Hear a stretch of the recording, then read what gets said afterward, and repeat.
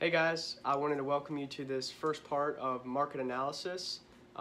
We want to go into the 3 layers of market analysis, whether you're a general partner as an operator or if you are a passive investor as an LP.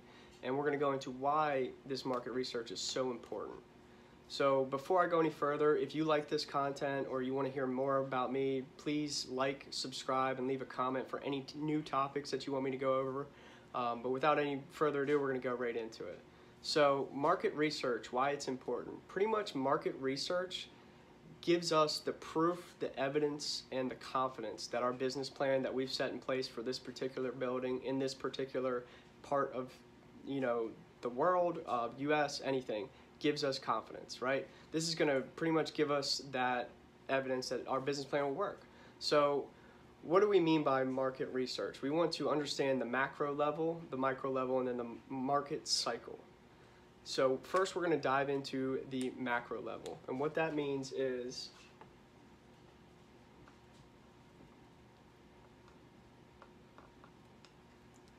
we're going to look at population growth, income growth, we're going to look at job growth, we're going to look at unemployment, we're going to look at crime, and job diversity. And pretty much why these are important is because we want to know if more people are moving there. We want to understand if their income is increasing so we can actually do our business plan of, renovating units and bumping the rents, because as syndicators, the most important thing is that we can boost the income, right? So we want to make sure that the income's growing, jobs are moving there, because what comes with jobs? People. So that'll lead to the population growth. We want to make sure that there's job diversity too. And what that means is it's just not like a one-horse town, right? You think of like military towns, military bases. If that military base gets up and moves, your economy might be shattered and never to recover, right? Think of Detroit with GM, right? They have never recovered. Their population's been declining for probably 50 years, right? They've just never recovered. So you want to make sure that this is not a one-horse town. You want to look at the unemployment rates as a city as a whole, because that makes you understand, like, is it at least growing or going in the right direction? And all of these are going to be compared to the US as a whole as a benchmark, right? So in part 2, I'm going to show you all the sites and where to go to on the computer to how to find all this, and it'll normally compare it to the United States as a whole. So this will give you pretty much a good understanding of the city, right? You think of macro, you think of the town, the population, the MSA, the city. The next part is we're going to go into the micro, which is the people, right? You want to understand your customers, pretty much, right? Your tenants. So now we're going to go into the micro, and that includes household income, unemployment, occupations,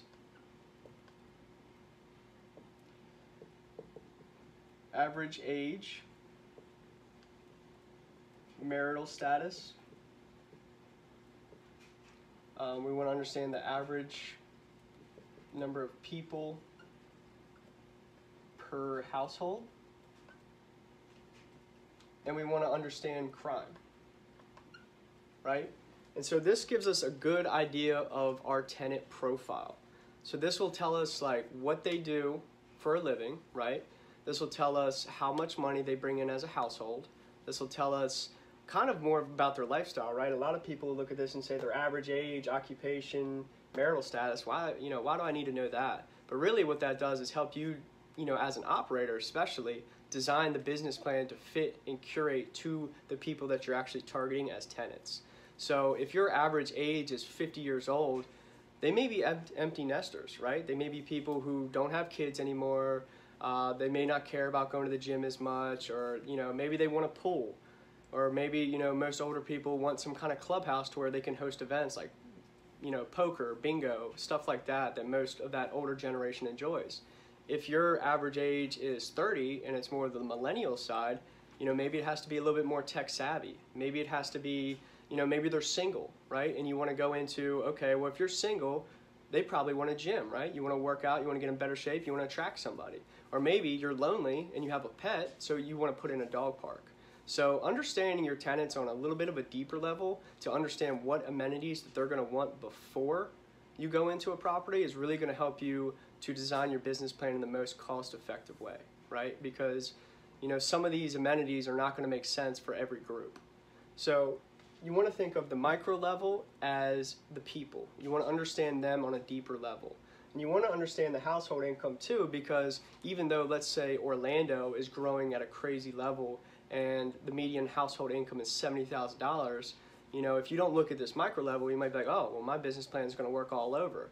But the problem is on this more of a micro level, you'll look at the neighborhood, like the zip code, and you'll understand maybe Orlando as a whole is doing $70,000 per household, but this pocket over here is only at $30,000.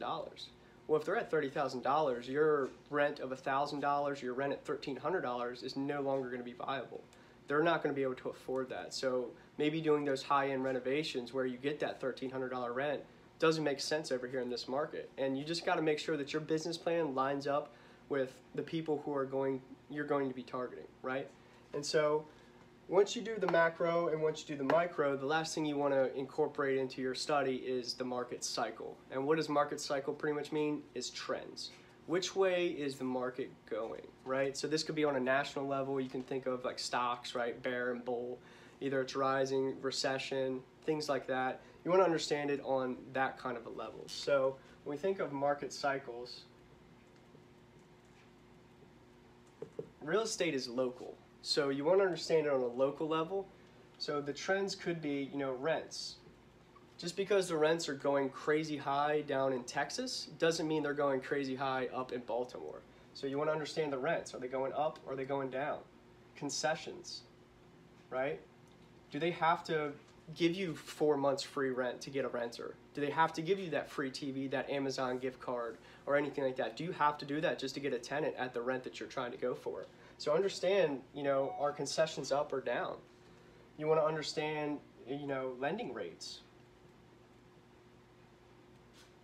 If your business plan is pretty much predicated on you getting a refi in year 2, 3, 4, if the lending rates go up, are you going to be able to survive that? Does that make your business plan work? So understand the national level too, right? That market cycle is going to be very important.